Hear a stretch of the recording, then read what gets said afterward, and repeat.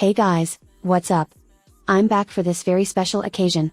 Sserafim have finally dropped their very first studio album with the title, Unforgiven. The burning question that's looming over our heads is of course, does Unforgiven live up to the hype of Antifragile? Let's find out. Burn the bridge. Burn it all. よく見て. 우리는 이 모든 것을 태워 빛이 될 거야. We don't have to be forgiven. We are unforgiven.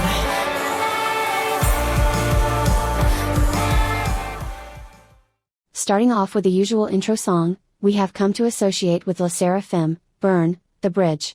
With this intro song though, it feels entirely different, from both The World Is My Oyster, and The Hydra. It's interesting to see how we deviated from that high fashion runway sound, and instead got something much more reminiscent of Enhypen. Not to say I don't enjoy this change, but it's something I noticed right away. I like the narration parts, I love that we always go back and forth between Japanese, Korean and English. Even though it's not written by the members themselves, it feels more personal this way and I appreciate it. Something I think is a bit of a shame with these type of intro songs is, that it feels a bit unfinished. The core idea for the sound is there, but it lingers on one part and keeps repeating it until the very end, which frustrates me a tiny bit. I still like it, so it doesn't bother me as much. Especially love Kazuha's line that goes, "My answer? I wish, for what is forbidden to me." I'm a villain, I'm unforgiven, unforgiven, I'm a villain, 시대로 기억해, unforgiven.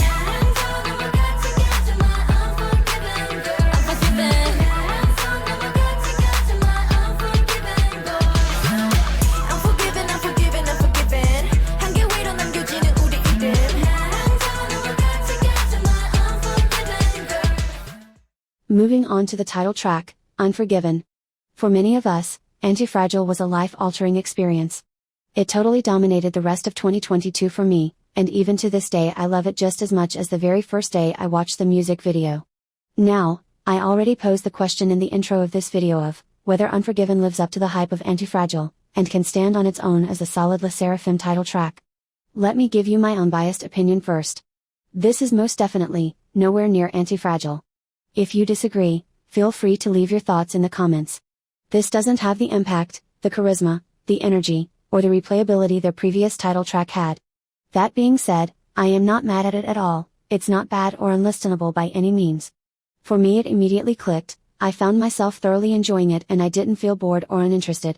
On to the music video that is honestly, quite reminiscent of Antifragile. And by quite I mean the set and denim outfits they wore is almost the exact same. I do wonder whether this was done on purpose. I wouldn't say the MV for Unforgiven is not as good as Antifragile because of that reason, it's just kind of like, yeah, we've seen this before. I do not hate it, personally I would have liked something closer to the trailer but then again, the song wouldn't have fit that aesthetic. I think for Unforgiven it works.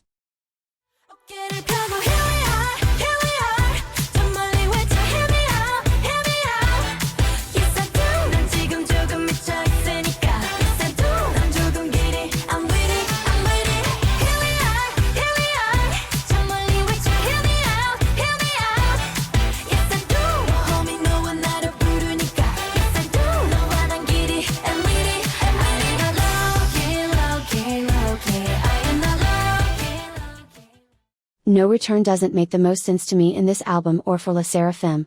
It's almost like we just went into the discography of a group like Kpop. Putting my confusion aside, I think the song is generally fun to listen to. For right now though, probably not for me, maybe I will change my mind in the future, but I'd say that's unlikely. Source Music should have picked something else to put in its place, if you ask me.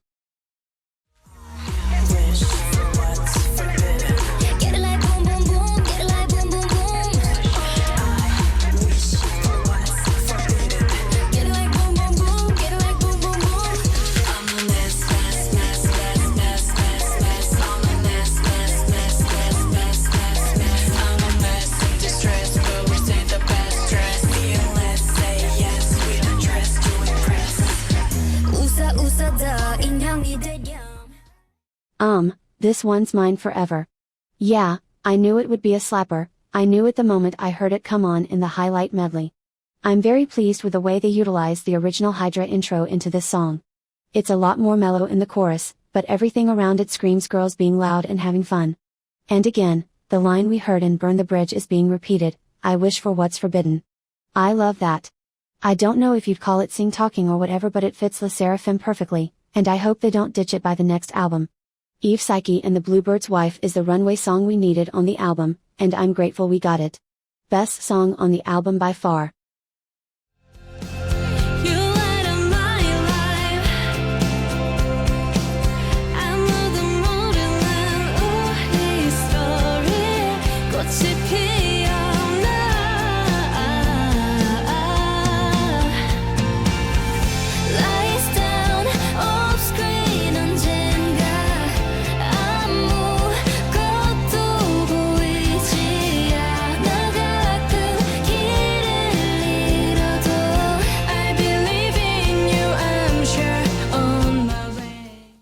Unsurprisingly, the ballad is the weakest track. I don't think it's horrible, but as per usual, a ballad tends to kinda drag the whole album down if you're simply not in the mood for it. And that's even more true on this album, by the way. Explain to me why Fear Not is right after Psyche, and before two more upbeat songs? This genuinely feels so out of place here. I'm wondering whether this was a mistake on Source Music's part.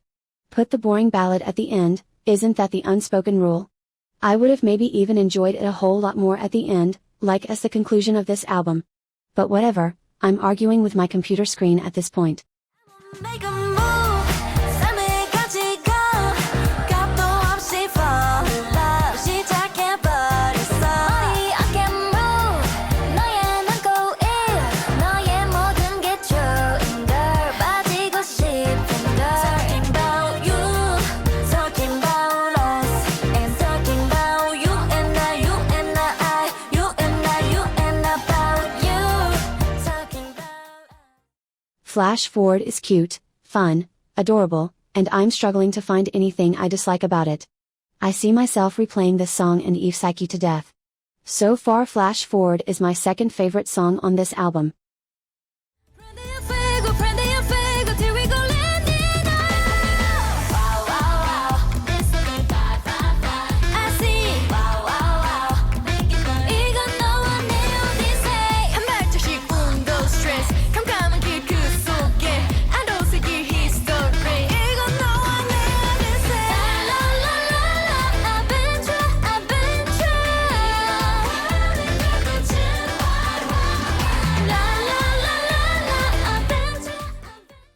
If you're familiar with the World Cup and the music that usually tends to be released for it, by artists like Shakira and J-Lo, Fire in the Belly is exactly what reminds me of that time.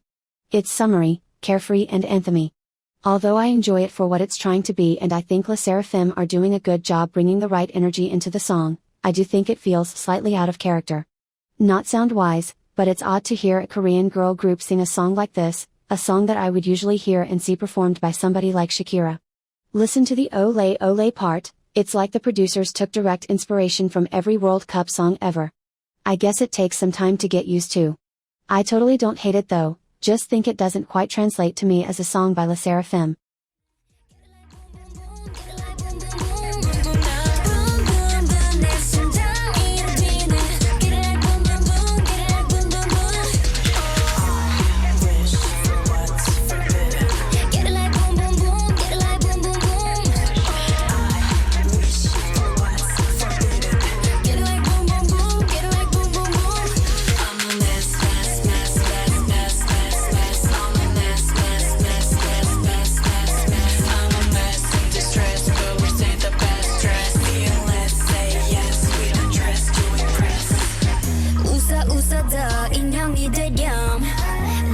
덮어다 감정 따윈 다 시도 난 인형이 아니야 찡그린데도 그것도 나야 보지 마